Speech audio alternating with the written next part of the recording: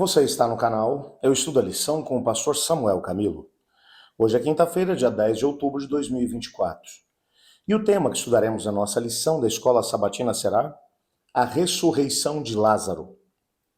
O texto base para o nosso estudo é João capítulo 11, que eu vou deixar que você leia depois em casa, já que é um relato um pouco mais completo a respeito desse que foi um milagre extraordinário operado por Jesus. Nas palavras do próprio João, não usaria a palavra milagre, mas um sinal extraordinário operado por Cristo Jesus, aqui nesse contexto. O que a Bíblia vai nos mencionar é que Jesus recebe uma informação de que Lázaro, seu amigo, estava doente. Todas as vezes que Jesus ia para a região da Judéia, ele ficava hospedado na casa dos seus amigos, Lázaro, Maria e Marta. Quando eles estão ali no contexto da casa de Lázaro, Lázaro é hospitaleiro, ele recebe a Jesus.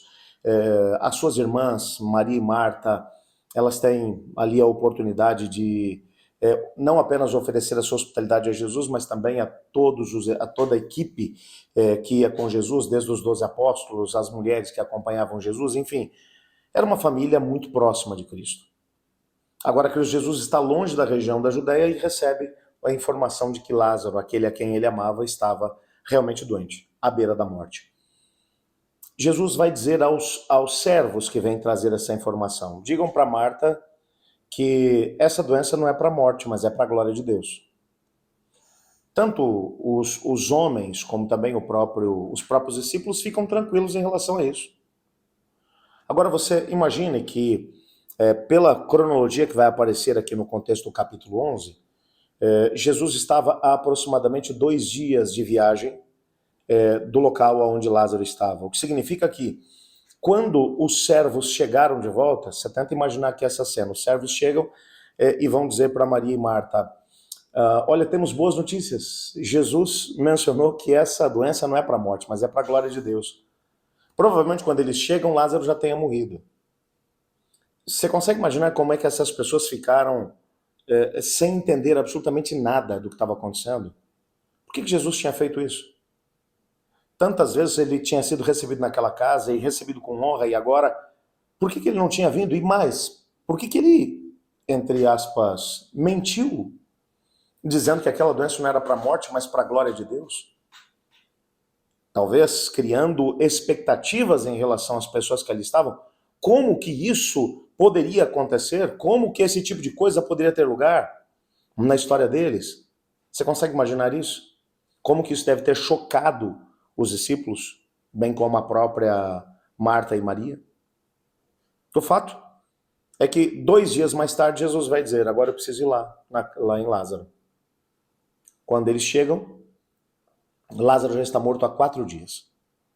E o próprio texto vai mencionar uma grande quantidade de tristezas, a notícia da doença de um amigo querido, depois o choro pela sua morte, a queixa das irmãs de Lázaro, de que se Jesus estivesse ali, isso não teria acontecido, porque tanto a Marta quanto a Maria vão fazer a mesma queixa.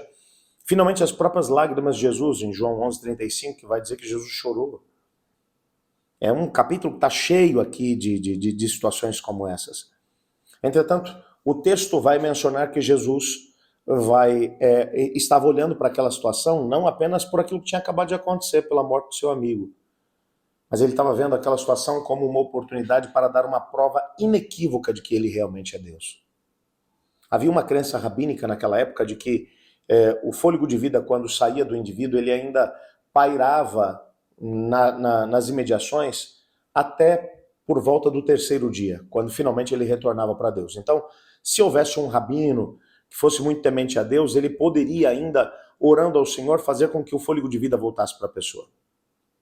Mas após o 3º dia, só Deus poderia resolver essa situação. E Jesus vai aparecer no 4º dia. É tanto que quando ele vai até o cemitério junto com as irmãs, ele vai dizer: removam a pedra. E a própria Marta vai protestar e vai dizer: Jesus, já está cheirando mal, esse já é o 4º dia desde que ele morreu, o corpo já estava em decomposição. E Jesus vai dizer: Lázaro, vem para fora. E aquele que estava com o corpo em decomposição, ele é completamente restaurado à sua condição original e sai de lá de dentro daquela sepultura. Todos veem isso. Entretanto, o texto vai mencionar que mesmo uma demonstração tão tremenda da divindade de Jesus vai despertar nos líderes religiosos um espírito que é completamente outro. Você se lembra que quando estudamos ontem a respeito do indivíduo que havia sido cego de nascença, os líderes demonstraram que eles estavam mais cegos do que o próprio cego. O cego, durante a narrativa, ele vai enxergar mais do que os líderes religiosos. E agora, na narrativa, em relação à ressurreição de Lázaro, o texto termina de uma forma completamente assustadora, porque agora os líderes religiosos estão dizendo: a gente tem que dar um jeito de matar esse camarada, falando de Jesus. E não apenas de Jesus, mas eles vão agora programar, inclusive matar Lázaro, que Jesus tinha trazido da morte, porque Lázaro era uma testemunha inequívoca de que Jesus era muito mais do que um rabino importante. Ele era o próprio Messias, ele era Deus. A narrativa termina com o plano deles de matar a Jesus e a Lázaro. Aí você percebe como que eles estavam completamente equivocados, como é que eles puderam acreditar que aquele que é a ressurreição e a vida poderia ser parado pela própria morte. Aliás, é exatamente isso que vai acontecer, porque mais tarde ele vai morrer e vai ressuscitar dos mortos. Nem mesmo a morte pôde segurá-lo. O que nos mostra que as pessoas não conseguem ficar numa perspectiva neutra em relação a Jesus. Você encontra a família de Lázaro, bem como os seus discípulos, as pessoas que estão por perto, atônitas por causa do sinal, entendendo que Jesus é o Filho de Deus.